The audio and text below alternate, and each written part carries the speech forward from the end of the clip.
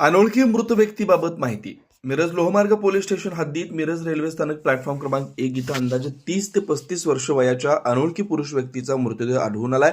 प्राथमिक माहितीनुसार सदर व्यक्तीचा मृत्यू रेल्वे अपघात आत्महत्येमुळे झाला असल्याचं समोर आलंय. मृत व्यक्तीची ओळख अद्याप पटलेली नाही. अंगावर निळ्या रंगाचा टी शर्ट, राखाडे रंगाची नाईट पॅन्ट आहे.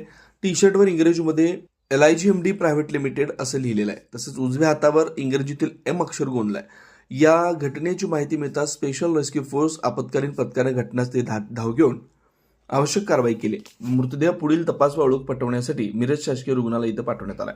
सदर कारवाईमध्ये कमांडर कैलास वडर, महेश गव्हाणे, सागर जाधव, ऋतुराज कुर्णे इतर सदस्य सहभागी होते. पुढील तपास मिरज लोहमार्ग पोलीस करतात. सदर व्यक्तीबाबत कुणास माहिती असल्यास कृपया तात्काळ मिरज लोहमार्ग पोलीस स्टेशनशी संपर्क साधावा.